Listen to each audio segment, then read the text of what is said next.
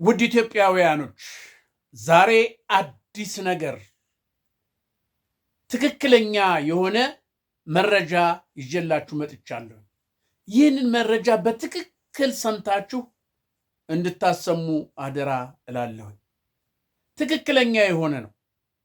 ትክክለኛ እቅድ፣ ትክክለኛ የሆነ መረጃ በዛው በነበረው በውስጥ ከነበረ የተገኘ መረጃ ስለሆነ ይሄንን በትክክል ለኢትዮጵያውያን ሕዝብና ብሎም ደግሞ ለአማራ ሕዝብ አማራ ለሆነ ሁሉ ትግራይ ለሆነ ሁሉ ይህ መረጃ እንዲደርስ ሼር፣ ላይክ፣ ሰብስክራይብ አድርጉት ፕሊዝ። ይሄ ትክክለኛ መረጃ ነው። እንግዲህ የዚህ መረጃ ትክክለኛው መረጃ ምንድነው ብላችሁ ብትጠይቁኝ ከስር ከመሰረቱ እንዲሁ ላውላውን አንኳሩን ነው የምነግራችሁ። የሰሜኑ ጦር ለምንድን ነው የተመታው? የሰሜኑ ጦር ለምንድን ነው የተመታው? በራሱ ወገን የተመታው ለምንድን ነው? የተመታበትን ምክንያት ልነግራችሁ ነው። አዳምጡኝ። እቅዱን፣ ዓላማውን፣ የነበረውን ዶክተር አብይና ጥቂት ጄኔራሎች፣ ብዙ አይደሉም፣ ጥቂት ከ5 የማይበልጡ ጄኔራሎች፣ አምስት ጄኔራሎች፣ 2 ሲቪሎች፣ ከፍተኛ ባለስልጣን ታማኝ የተባሉ 2 ሆነው ገና ከጥንስሱ የጠነሰሱትን ስሙኝ። አንደኛ የኦሮሞን ኤምፓየር ለመመስረት የሚያስፈልገን ምንድን ነው? እንቅፋት የሚሆንብን ነገር ምንድን ነው ብለው ሲነጋገሩ እንቅፋት የሚሆነው አንደኛ የአማራ ሕዝብ ወይም የአማራ ልዩ ኃይል፣ የአማራ ኢሊት፣ ሁለተኛ የትግሬ። እነዚህን ካጠፋን ከዛ በኋላ ኤርትራን እንመታለን። ኤርትራን ከመታን በኋላ አሰብን ማለት አስመራን እንይዛለን። ኤርትራ የምትባል አይኖርም። ከዛ በኋላ የኦሮሞ ኤምፓየርን እንመሰርታለን። እሺ፣ ለዚህ የሚያስፈልገን ምንድን ነው? የሚያስፈልገን ምንድን ነው ማለት አንደኛ የሰሜኑን ጦር እንዲመታ ማድረግ። በምን? በሻጥር። የዚህን ጊዜ የሰሜኑ ጦር ሲመታ የኢትዮጵያ ሕዝብ ሆ ብሎ ግልብጥ ብሎ ይወጣል። ግልብጥ ብሎ በሚወጣበት ጊዜና የትግራይን ልሂቃን ወይም የትግራይን ታጣቂዎች ጦርነት በምንከፍትበት ጊዜ፣ በምንመታበት ጊዜ የአማራ ወታደር፣ የአማራ ልዩ ኃይል፣ የአማራ ፋኖ ይነሳል። እንዴት ጦሩ ተመታ ብሎ ይነሳል። ዳር ድንበር የሚጠብቀው ጦር እንዴት ተመታ? የድሃዎችን ቤት ሲሰራ የነበረው፣ የድሃዎችን ንብረት እርሻ ሲያርስ የነበረው፣ ዳር ድንበር ሲጠብቅ የነበረው ወታደር እንዴት ተመታ ብሎ በትግራይ ላይ ይነሳል። የዚህን ጊዜ ከጦሩ ጋር ስለሚሰለፍ የትግራይን ወታደር ልዩ ኃይል በምንመታበት ሰዓት እኛ ደግሞ የኛ ሰራዊት ደግሞ በልዩ በሆነ ጥበባዊ በሆነ ሚስጥራዊ በሆነ የፋኖን የአማራን ልዩ ኃይል ከኋላ መምታት፣ በአንድ ጠጠር 2 ወፍ እንደሚባለው የትግራይን ልዩ ኃይል የትግራይን ወጣት አማራ ከጦሩ ጋር ተደባልቆ ይመታል።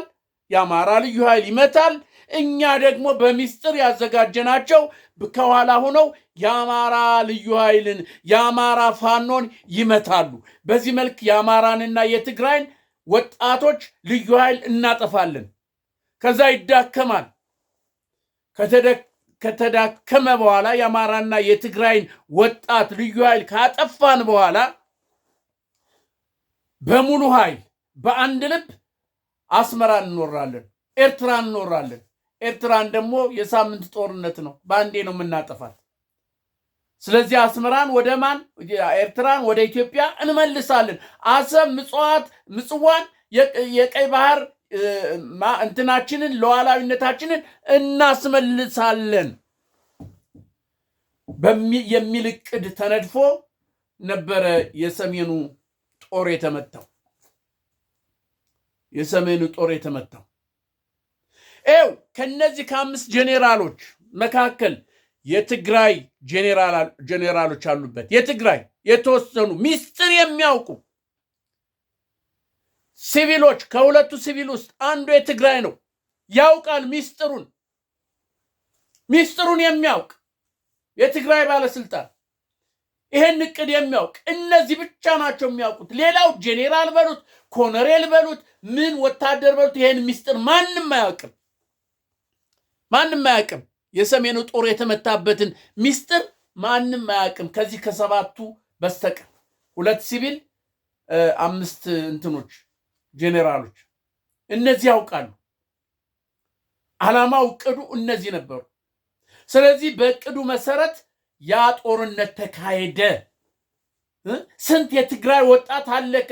ስንት የአማራ ወጣት የአማራ ልዩ ኃይል አለቀ። በዚህ በጦርነቱ አሸንፈው የትግራይን ወጣት መተው ሊመለሱ ሲሉ ተመለሱ እየተባለ በሻጥር የአማራ ልዩ ኃይል የአማራ ፋኖ ይመታ ነበር። ምክንያቱም እቅዱ ያ ነዋ። እቅዱ እንደዛ ስለነበረ የኢትዮጵያ ሕዝብ ከውጭም ያለው ውስጥም ያለው ያውቅም። ይሄንን ሆ ብለን በትግራይ ላይ ድንጋይ ወረወር ሆ ብለን። ሚስጥሩን ግን አናቅም። እኛ የምናውቀው የሰሜኑ ጦር ለምን ተመታ፣ ዳር ድንበር የሚጠብቀው ጦር ለምን ተመታ፣ ድሃዎችንም መበለቶችን የሚያገለግለው ጦር ዳር ድንበር የሚጠብቀው ጦር ለምን ተመታ? እውነትም ይሄ ትግራይ ሻጥር ነው። ትግራዮች በቃ እንዳሉት ስልጣን ስለተነጠቁ እነኋት ነው ተባለ። የኢትዮጵያ ሕዝብ ከዳር እስከ ዳር በዓለም ዙሪያ ያለው ሁሉ ሆ ብሎ ተነሳ። ግን ኢትዮጵያ አምላክ አላት አይደል? ያሰቡት ያቀዱት ሙሉ ለሙሉ አልሆነላቸውም። ሙሉ ለሙሉ ሳይሆን ቀረ። እንዳይሆን ሲታወቅ ዶክተር አብይ የት ሄደ? ወደ ጦር ሜዳ ሄደ። በቃ አሁን በዚህ ሳምንት እናጠፋቸዋለን ምናምን አለ። ታስታውሳላችሁ? በጦርነቱ ጊዜ የነ ገብረ ጽዮን የህዋት መሪዎችን እኮ ያው እያየናቸው ነው። ማጥፋት እኮ ምንፈልግ እናጠፋቸዋለን ይል ነበር። አያችሁ፣ ሻጥር ስላለ ንግግር ስላለ ነው እንጂ እኮ ማጥፋት ይቻል ነበር፣ መምታት ይቻል ነበር። ግን ንግግር አላቸው። ግን ያ ነገር ሳይሆን ቀረ። ያ ያቀዱት ያሰቡት ነገር ከሸፈ። የአማራ ልዩ ኃይልም የአማራ ፋኖም የሞተው ሞቶ የተረፈው ግን እንዴት ነው ማለት ጀመረ። ማመዛዘን ጀመረ፣ ማየት ጀመረ፣ ማስተዋል ጀመረ። አሃ አለ ዶክተር አብይ ወጣ፣ እናጠፋቸዋለን፣ ድል አበሰርን፣ አጠፋናቸው ምናምን ተባለና ከዛስ ትንሽ ሲረጋጋ ምን አለ? በቃ አሁን ወደ ልማት ነው የሚሄድ። የአማራ ልዩ ኃይል ትጥቅ ያስረክብ፣ ወደ ልማት ነው አሁን ጦርነት የለም፣ ትጥቅ ያስረክብ ወደ ማለት መጣ። በቃ አልተቻለማ። ያሰቡት ነገር አልተሳካም፣ ያቀዱት ነገር አልተሳካም። ስለዚህ አሁን ደግሞ በጥበብ የአማራ ልዩ ኃይልን ትጥቅ አስፈትቶ ወደ እርሻ ወደ ምን እንዲሄድ፣ ከዛ በኋላ እነሱ የፈለጉትን እንዲያደርግ ነበረ። እንዴት ነው አለ የአማራ የነቃ ሚስጥሩን የሚያውቅ የገባው የአማራ ሊቃን ለምን ትጥቅ እንፈታለን አለ። የተወሰኑ ትጥቅ ፈቱ፣ ባለማወቅ ፈቱ፣ እውነት መስሏቸው ፈቱ። ግን የተወሰኑ ነው አንፈታም አለ።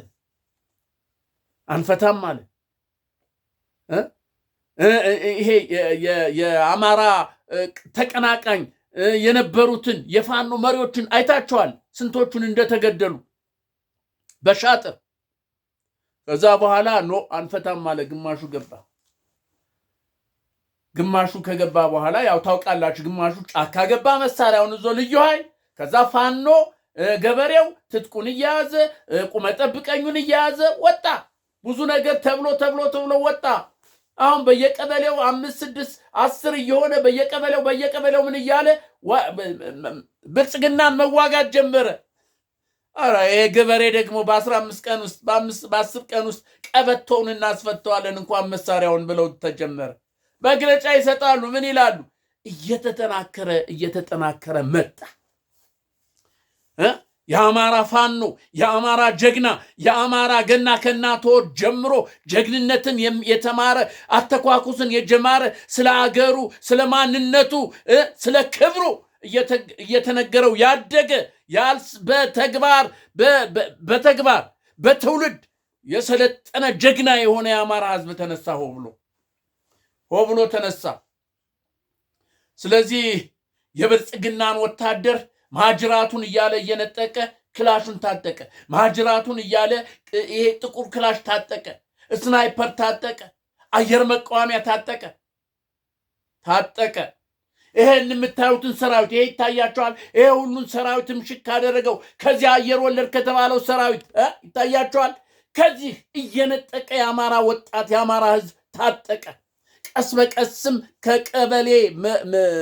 ከቀበሌ መደራጀት ወደ አንድነት፣ ወደ አውራጃ፣ ወደ ክፍለ ሀገር እየተደራጀ መጥቶ ዛሬ ወደ አንድ እዝ፣ ወደ አንድ ነገር፣ ወደ አንድነት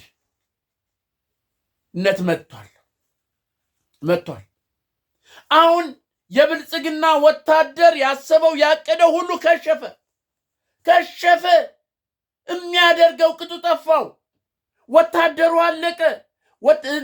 ምንድነው ይሄ? ወጣቶችን እያፈሰ ይወስዳል።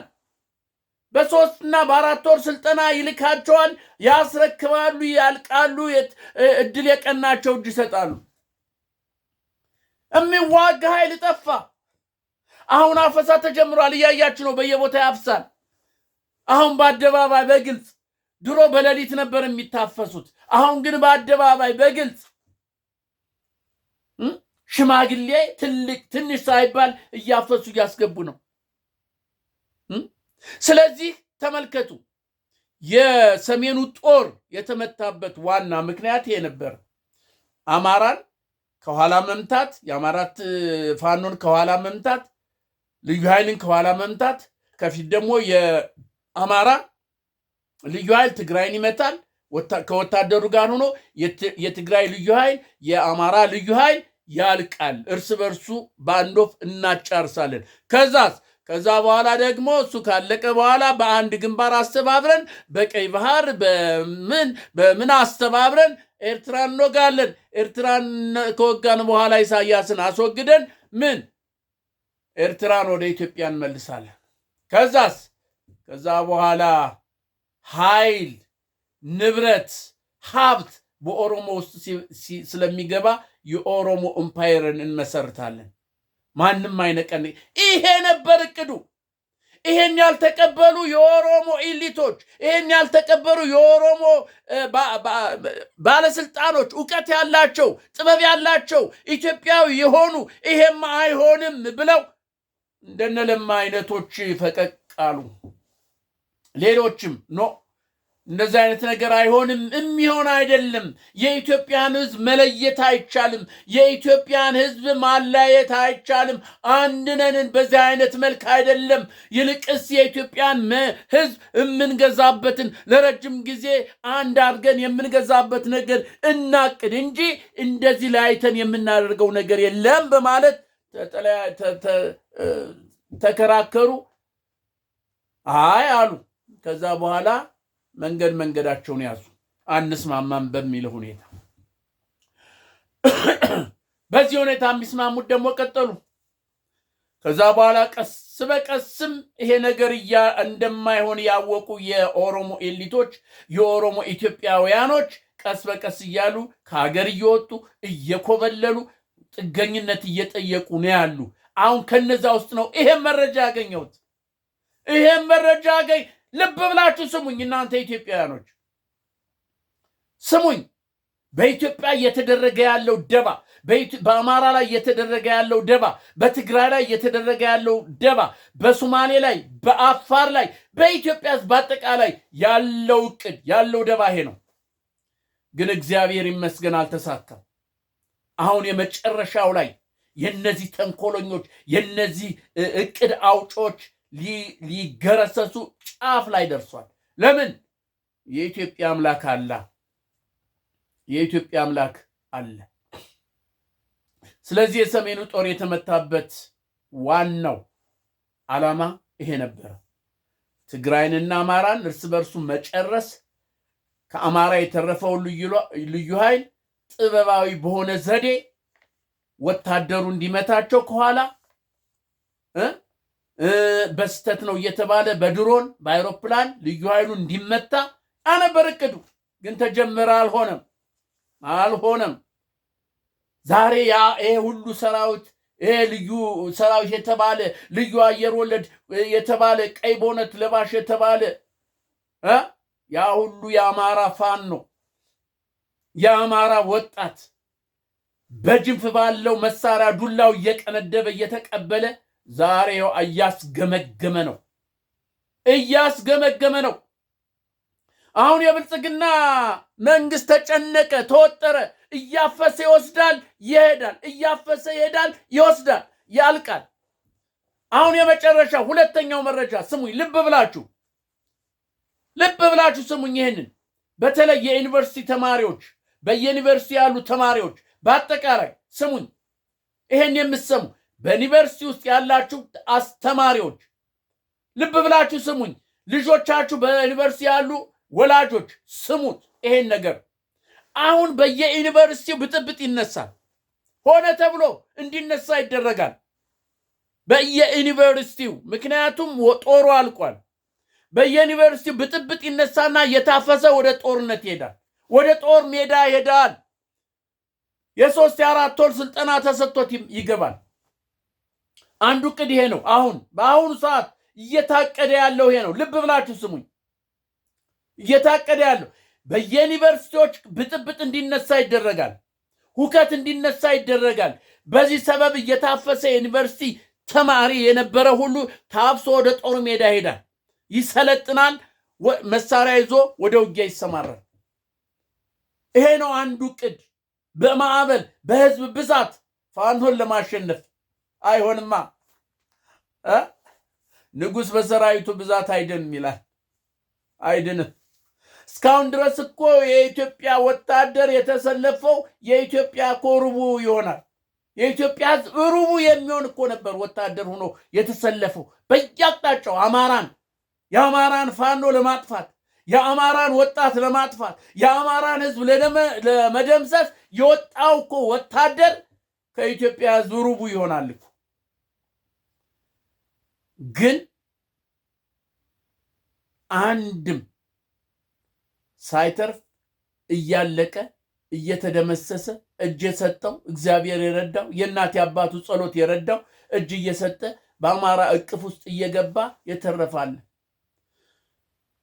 አሁን ሱሪ በአንገቴ ነው። አማራ ጥርስ አውጥቷል። ጥርስ አውጥቷል። የአልማዝ ጥርስ ያው የሚያደቅ ፋኖ በተለያየ መልክ ብልጽግና በተለያየ መልክ ፋኖን ለመከፋፈል ብዙ ጣረ። ይቅርታ፣ ብዙ በነ ማስረሻ ሰጤ፣ በነ እስክንድር ነጋ፣ በሌሎችም አሁን እጃቸውን የሰጡ ስንት የአፋድ መሪዎች ስንት ናቸው የገቡት? ወደ 12 በአፋድ ውስጥ የነበሩ መሪዎች፣ ከነ እስክንድር ጋር ያደራጃቸው መሪዎች፣ ብልጽግና ያደራጃቸው መሪዎች እጅ የሰጡት ፋኖ አሁን እጅ ሰጠ እየተባለ የሚል እነሱ ናቸው። እነ ማስረሻ ሰጤ ቡችላ፣ የእንግዴ ልጅ አማራን የሚያሰድብ ሌሎችም የአማራ አንድነት የአማራ አንድ ሆኖ እንዳይነሳ እንቅፋት ሲያደርጉ የነበሩት በጊዜውና በሰዓቱ እጃቸውን እየሰጡ ነው። እየተጣራ ነው። አሁን ማን የቀረው? እስክንድር ነው። እስክንድርም አሁን የለም። ውሃ ላይ ባህር ላይ የወደቀው ኩበት ሆኗል። ስለዚህ የአማራ አንድነት በቅርብ ይበሰራል። እስካሁን ድረስም እነመከታው እነ እስክንድር ናቸው ይሄን ትግል እንዲጎተት ያደረጉት በገንዘብ ኃይል በተለያየ ነገር። ስለዚህ የአማራ አንድነት እንዳይመጣ ያደረጉትን እንቅፋት አሁን የአማራ ወጣት የአማራ መሪዎች ነቅተዋል፣ አውቀዋል። ለትግሉ እንቅፋት የሚሆነውን ለማስወገድ እየታሰሩም ነው፣ እያስወገዱም ነው። ስለዚህ የአማራ አንድነት ይመጣል። አሁን በቅርብ በዚህ ላይ ነው የአማራ መሪዎች የኢትዮጵያ ሕዝብ እርስ በርስ እንዳይባላ እርስ በርስ እንዳይጋደል ለማድረግ በየከተማው ፋኖ ተሰክስኳል። በየከተማው ነግራች በየከተማው 4 ኪሎ ውስጥ ሳይቀር ፋኖ አለ። እመኑኝ 4 ኪሎ ሳይቀር አማራ 4 ኪሎ ውስጥ ፋኖ 4 ኪሎ ውስጥ አለ። አዲስ አበባ ከተማ ውስጥ አለ። ሶማሌ ክልል ውስጥ አለ። አፋር ውስጥ አለ። ፋኖ የሌለበት የለም። ለምን? እርስ በርስ እንዳይባላ እርስ በርስ እንዳይጋደል በዘር በሃይማኖት እርስ በርስ እንዳይጫረስ የኢትዮጵያ ሕዝብ በማሰብ እስካሁንም ወደ 4 ኪሎ መግባት አቅቶት አይደለም። ፋኖ ግን ሆ ብሎ ቢገባ እንደ ሩዋንዳ እርስ በርስ እንዳይተላለቅ ይሄ ከሌ ነው፣ ይሄ ከሌ ነው፣ ይሄ ኦሮሞ ነው፣ ይሄ አማራ ነው፣ ይሄ ትግሬ ነው ተባብሎ ይሄ ሶማሌ ነው ተባብሎ እርስ በርስ እንዳይተራረድ ብሬንዋሽ የሚያደርግ ፋኖ በየከተማው ገብቷል። እኛ አንድ ነን። ኢትዮጵያዊ አንድ ነው። በቋንቋ በዘር ለምንድን ነው የምንባለው? ለምንድን ነው የምንገዳደለው? ጠላታችን ይሄ ነው፣ ስልጣን ላይ ያለው ነው በሚለው ሁኔታ ብሬንዋሽ እያደረገ ነው። በራሱ በአብይ ስልጣን በአብይ መንግስት ውስጥ ያሉ ሁሉ ፋኖች አሉ። እመኑ፣ ፋኖች አሉ ውስጡን የሚሰራ ይሄ በሆዱ የተገዛ ፋኖ በሆዱ የተገዛ የአማራ ሊቃን አለ። ሚኒስተር በሉት ጄኔራል በሉት በሆዳቸው የተገዙ እንዲህ በገንዘብ ልጓም የተያዙ መውጫ የላቸውማ፣ መግቢያ የላቸውማ። ከዚህም የአማራ ፋኖ አይቀበላቸውም። ከዚህ ደግሞ አብይ ዋ ይላቸዋል። በገንዘብ ለጉሟቸዋል፣ በስልጣን ይዟቸዋል። ንቅንቅ የለም፣ ተወጥረዋል። ስለዚህ ያላቸው አማራጭ በዚህም በዚያም ብለው ፋኖን ለማጥፋት ነው። ለራሳቸው ሲሉ ራሳቸውን ለማዳን ሲሉ ፋኖ ማጥፋት ነው። ፋኖ ካልጠፋ ፋኖ ነገ ከነገ ወዲያ ይይዘዋል፣ ይከቷል፣ መቀበቅ ዋጋ ያስከፍለዋል። ስለዚህ ያላቸው አማራጭ በፕሮፓጋንዳውም በምኑም የአማራን ሕዝብ አሳምኖ የኢትዮጵያን ሕዝብ አሳምኖ በአማራ ላይ ሆ ብሎ እንዲነሳና እንዲጠፋ ነው የሚፈልጉት። ግን አይሆንማ፣ አይሆንማ። የአማራ ሕዝብ እኮ ጀግንነትን ከእናቱ ጡት ጋር ወተት ጋር እየጠባ ነው እኮ የሚያድገው። እየተነገረው እኮ ነው የሚያድገው። ቡና ሲጠጣ ማህበር ሲሆን የእርሻ ደቦ ሲሆን የሚወራው የሚነገረው እኮ ስለ ጀግንነት ነው፣ ስለ ሀገር ነው፣ ስለ ሃይማኖት ነው እንጂ ስለ መከፋፈል እኮ አይደለም። ስለ ኢትዮጵያዊነት ነው እየተነገረ ያደገ ኢትዮጵያ ሕዝብ። ለዚህ እኮ ነው ዛሬ እንደዚህ የሚያንገበግበን ስለ ኢትዮጵያ ሕዝብ ስንናገር የሚቆጨን እኮ ለዚህ ነው። ምክንያቱም ተሞልተን ያደግነው ስለ ኢትዮጵያዊነት ነው። ተሞልተን ያደግነው ስለ ጀግንነት ነው። ኢትዮጵያን አባቶቻችን እንዴት አድርገው ጣሊያንን ሌላው ነድርቡሽን እንዴት አድርገው ድል እንዳደረጉ እነ ግብፅ እንዴት አድርገው ድል እንዳደረጉና ኢትዮጵያ እንዳድንበር እንዳስከበሩ ያን እየሰማን ስላደግን እኮ ነው ዛሬ እንዲህ የምንንጨረጨረው።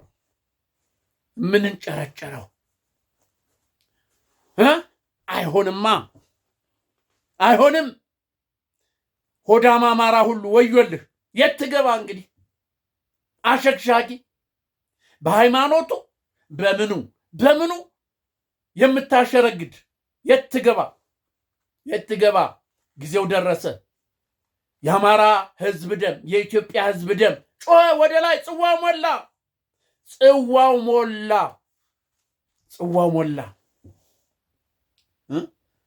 ልብ በላችሁ። ይሄንን ነገር ለመላው ኢትዮጵያ፣ መላው የትግራይ፣ መላው ኢትዮጵያ የአማራ ሕዝብ እንዲያስበው እንዲሰማው አደራ። ገና ብዙ የምነግራችሁ ሚስጥር አለ። ገና ብዙ ከዛው ከባለቤቱ ከፈረሱ አፍ የሰማሁት ብዙ ሚስጥር አለ። ይሄን ደግሞ ሚስጥር የምናገረው ባለ ሚስጥር የተናገረውን እሱን ስሙን ሳልጠቅስ ስለነገረኝ ነው እንጂ ዝም ብዬ አይደለም። ትክክለኛ የሆነውን ነው የምናገር፣ ትክክለኛ የሆነው። ስለዚህ የኢትዮጵያ ሕዝብ አንደኛ በዩኒቨርሲቲ ውስጥ ያሉ ተማሪዎች እነሱን አሁን ታያላችሁ ብጥብጥ አስነስተው እያፈሱ ወደ ጦር ሜዳ ይወስዷቸዋል። መሳሪያ ሲዘው ጦር ሜዳ ይልኳቸዋል። ሁለተኛ የሃይ ስኩል ተማሪዎች እንደዚሁ እነሱንም እንደዚሁ በሌሊት በቀን በአደባባይ በጋድ እያፈሱ ያስገባቸዋል። ከዛ በኋላ ትንሽ ቆይቶ ሁሉም ኢትዮጵያዊ ለጦርነት ይዘጋጅ የሚል አዋጅ ይወጣል። ታያላችሁ። ያኔ ሁሉም በቃ ይሄ ነው የሚል ሽማግሌ ምናምን የለም። በተለይ ድሮ ወታደር የነበረ ሁሉ ይጠራል። አሁን ታያላችሁ። የደርግ ወታደር የነበረ ካዛ እየተሰጠ ይመለሳል። አሁን ተመለስ ይባላል። የወያኔ ወታደር የነበረ ተመለስ ይባላል። አሁን ካዛ እየተሰጠው ይሄ ሁሉ ያደርጋሉ። ትዝ ይላችኋል መንግስቱ ኃይለማርያም ጓድ መንግስቱ ኃይለማርያም ወደ መጨረሻው አካባቢ አባት ጦር የተባለ ቦርድ ይወጣ ማን የተባለ በየቀበሌው ተሰብስቦ ነበር። ተጠርተን ነበር። በአጠቃላይ ሆ ብሎ ነው የወጣ። ቦርድ የለ፣ በሽተኛ የለ፣ ወታደር የነበረ ሆ ብሎ ወጣ። አምቦ ላይ የሆነውን ታያላችሁ። ሐረር መግቢያ ደንገጎ ላይ የነበረውን በዚያ ያላችሁ ታውቃላችሁ። የሆነውን በአንዴ ተናደ። በቃ ጦሩ ተናደ፣ በየአካባቢው ተበታተነ። አሁንም ይህ የመጨረሻው ሰዓት ስለሆነ ይሄ ነገር ይደረጋል። ጠብቁ። የመጨረሻው ሰዓት ነው። የመጨረሻው ደወል ሊደወል የሰከንዶች ጉዳይ ነው የቀረ። የ4 ኪሎ ዙፋን ሊገለበጥ የደቂቃዎች ጉዳይ ነው፣ የሰከንድ ጉዳይ ነው የቀረ። እመኑኝ ኢትዮጵያውያን። አሁንም አደራ የምል በእርግጥ ፋኖ በየከተማው አለ፣ በየአካባቢያቸው አለ። ይሄ እርስ በርስ የመተራረድ ንብረት የማውደም ንብረት የማጥፋት ይሄንን ተጸየፉት። ኦሮምኛ ተናጋሪ ቢሆን ወንድምህ ነው። ትግርኛ ተናጋሪ ቢሆን ወንድምህ ነው። አማርኛ ተናጋሪ ቢሆን ወንድምህ ነው። የሶማሌኛ፣ የአፋር፣ የደቡብ ተናጋሪ የወላይታ ቢሆን ወንድምህ ነው። አንድ ብለህ እጅ እንዳታነሳ። እርስ በርስህ ሲያባላህ የነበረውን ሲገዛህ የነበረውን እርስ በርስ ሲያጋጭህ በነበረው ላይ እጅን ብቻ አንሳ። በንብረት ላይ እንኳን እጅን እንዳታነሳ። የአገዛዙ ንብረት ነው ብለህ እጅን እንዳታነሳ። የኢትዮጵያ ንብረት ነው፣ የኢትዮጵያ ሕዝብ ነው። ቢቃጠል ቢወድ ምንም የምታገኘው ጥቅም የለም። ስለዚህ ውድ ኢትዮጵያውያኖች ይሄንን ትክክለኛ የሆነ ልብ ብላችሁ አጢኑት። ከዚህ በፊት የነገርኳችሁ ብዙ ነገር አለ፣ አይታችኋል። አሁንም ይሄኛውን አጢኑት፣ በትክክል አጢኑት። ስለዚህ የኢትዮጵያ ሕዝብ አይዟችሁ።